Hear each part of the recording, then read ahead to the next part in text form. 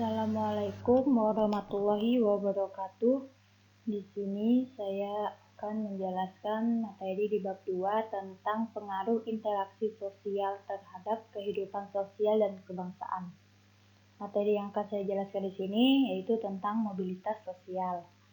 Langsung saja kita mempelajari pengertian mobilitas sosial.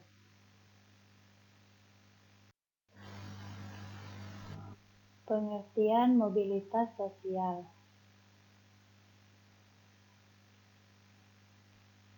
Mobilitas berasal dari bahasa Latin mobilis, artinya mudah dipindahkan atau banyak bergerak. Sedangkan sosial yang artinya masyarakat. Jadi, mobilitas sosial adalah gerakan perpindahan posisi seseorang atau kelompok dari satu kelas sosial ke kelas sosial lainnya, atau gerak perpindahan dari satu strata ke strata lainnya.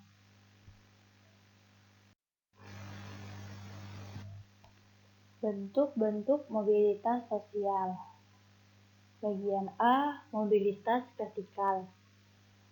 Mobilitas vertikal adalah perpindahan status sosial seseorang atau kelompok dari kedudukan sosial satu ke kedudukan sosial lainnya yang tidak sederajat atau tidak sama. Mobilitas vertikal dibagi menjadi dua, yaitu vertikal ke atas atau social climbing, yang kedua vertikal ke bawah atau social sinking. Mobilitas sosial vertikal ke atas yaitu peningkatan status sosial dari yang rendah ke yang lebih tinggi. Contohnya seperti gambar yang di samping. Seorang yang dulunya pelajar, kini sekarang dia sudah bekerja. Itu contoh dari mobilitas sosial vertikal ke atas. Selanjutnya mobilitas sosial vertikal ke bawah, yaitu penurunan status sosial menjadi lebih rendah dari sebelumnya. Contohnya, karyawan yang ketahuan korupsi dipecat dari pekerjaannya dan dipenjarakan. Itu contoh dari mobilitas sosial vertikal ke bawah. Selanjutnya di bagian B, mobilitas sosial horizontal. Mobilitas horizontal adalah perpindahan status sosial seseorang atau kelompok dalam lapisan sosial yang sama. Mobilitas sosial horizontal dibagi menjadi dua, yaitu wilayah dan tingkatan atau status. Mobilitas horizontal wilayah, hampir di setiap kegiatan sehari-hari, semua orang akan melakukan mobilitas horizontal, baik masyarakat di desa maupun di kota. Contohnya, orang yang bekerja di perkebunan, di kantor, tentunya setelah bekerja akan pulang ke rumah.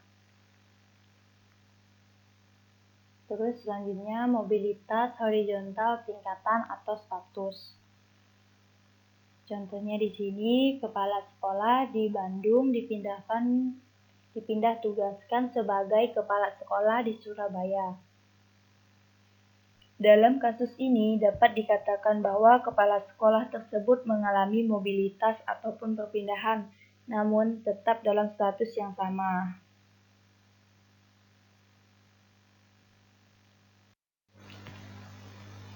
Faktor pendorong dan penghambat mobilitas sosial. Faktor pendorong mobilitas sosial yang pertama di sini kondisi sosial ekonomi. Situasi ekonomi yang baik bisa mendorong individu untuk melakukan kegiatan wirausaha. Daya beli yang baik akan memunculkan usaha-usaha yang baru yang bisa meningkatkan kesejahteraan rakyat. Mobilitas sosial akan bisa terjadi dengan baik karena setiap orang mempunyai kesempatan yang sama dalam melakukan usaha di bidang ekonomi. Selanjutnya yang kedua, situasi politik. Situasi politik di sini bersifat dinamis, artinya setiap saat selalu berubah-ubah. Yang ketiga, pertambahan penduduk. Yang keempat, petualangan. Yang kelima, kemudahan akses pendidikan. Faktor penghambat mobilitas sosial. Yang pertama, perbedaan ras dan agama. Perbedaan ras menimbulkan perbedaan status sosial. Yang kedua, diskriminasi kelas. Diskriminasi berarti pembedaan perlakuan karena alasan perbedaan agama, bangsa, suku, ras, dan golongan. Yang ketiga, pengaruh sosialisasi yang sangat kuat. Sosialisasi adalah suatu proses di mana seorang anak belajar berpartisipasi menjadi anggota masyarakat. Jika proses sosialisasi ini berjalan baik, maka pola perilaku, cara pandang, dan persepsi akan tertanam dengan sangat kuat sehingga sulit dipengaruhi oleh unsur-unsur yang dianut kelas sosial lainnya. Yang keempat, kemiskinan. Kemiskinan dapat membatasi kesempatan bagi seseorang untuk berkembang dan mencapai status sosial tertentu. Contohnya, seorang anak memutuskan untuk tidak melanjutkan sekolah karena orang tuanya tidak bisa membiayai. Yang terakhir, perbedaan jenis kelamin. Perbedaan jenis kelamin berpengaruh terhadap prestasi, kekuasaan, status sosial, dan kesempatan-kesempatan untuk maju. Pria dipandang lebih tinggi derajatnya dan cenderung menjadi lebih mudah mengalami gerak sosial daripada wanita. Mobilitas antar generasi. Mobilitas antar generasi dapat diartikan sebagai mobilitas dua generasi atau lebih. Penekanan dari mobilitas ini bukan kepada pengembangan keturunannya, namun perpindahan status sosial yang terjadi dari generasi ke generasi lainnya. Contohnya di sini, Pak Tajo bekerja sebagai tukang becak. Status pendidikan Pak Tajo hanya sampai tingkat sekolah dasar, namun Pak Tajo berhasil membiayai pendidikan anak-anaknya hingga ke jenjang perguruan tinggi. Mobilitas intragenerasi. Mobilitas intragenerasi adalah mobilitas yang dapat terjadi dalam satu generasi. Artinya, dalam satu generasi misalnya antara kakak, sepupu, adik, dan teman. Contohnya, misalnya Tri dan Siti adalah saudara sepupu. Tri bekerja menjadi pemilik perusahaan, sedangkan Siti bekerja sebagai karyawan. Karena Sri melihat kinerja Siti yang bagus, akhirnya Sri menaikkan pangkat dan jabatan Siti. Selanjutnya, saluran mobilitas sosial. Proses mobilitas sosial melalui saluran-saluran tersebut dinamakan social circulation atau disebut sirkulasi sosial. Adapun saluran-saluran tersebut diantaranya yaitu angkatan bersenjata, lembaga keagamaan.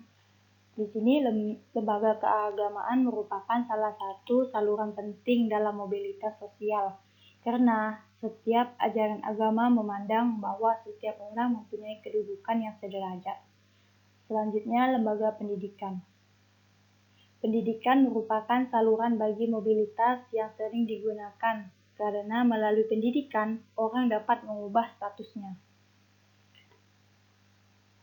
Selanjutnya ada organisasi politik, organisasi ekonomi, organisasi keahlian, dan yang terakhir perkawinan. Selanjutnya dampak mobilitas sosial.